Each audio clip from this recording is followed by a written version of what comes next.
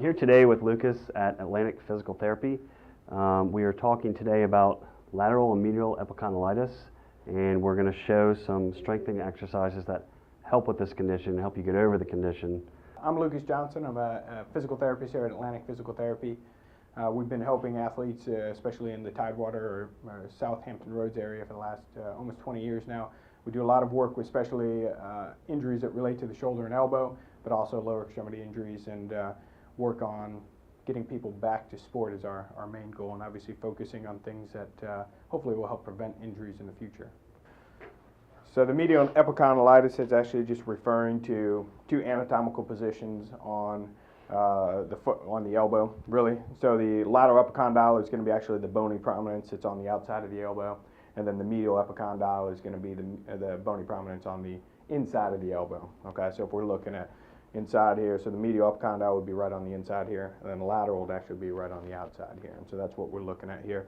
And then as far as all the musculature and stuff, all the muscles that you get into your forearm and hand all originate from these two spots for the most part. All the muscles that go into the back side of your hand and help actually open your hand up all originate from the lateral epicondyle. And then from the medial epicondyle, you get all the stuff that helps with the gripping and kind of turning up your wrist, and these all come down from the medial epicondyle, and they all start here and they all kind of spread down into the hand and forearm. They all essentially on both sides share what's called a common tendon. So on the outside you'd have what is called the common extensor tendon, where all the muscles come up and essentially then share the same tendon that attach to that lateral epicondyle, and then the same thing on the medial side. They call it the common flexor tendon.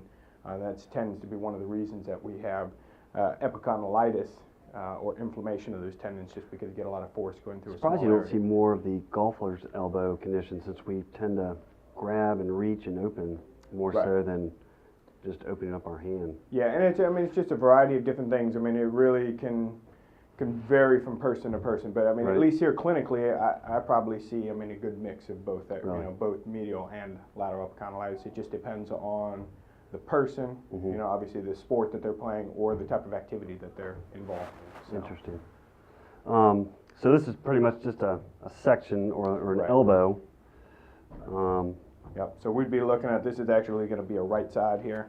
So this would be the medial epicondyle on this side, and the lateral on here. And these are actually just demonstrating these kind of structures here, demonstrating some of the ligamentous and capsule structures that are on both sides here. So this doesn't actually portray to the muscles or anything like that, but it still comes from the same spots that we talked about on this side here.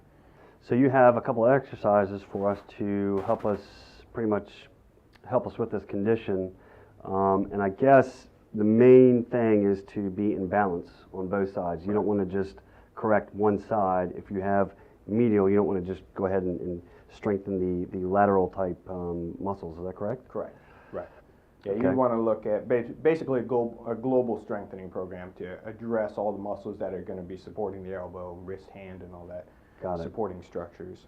Generally, as far as what I would suggest is, if you are going to do the exercise, any kind of warm-up is always beneficial if you can do it. It doesn't have to be, obviously, if you have an upper body ergometer or upper body bike, which is what you warmed up on before, those are always nice because you get the upper body.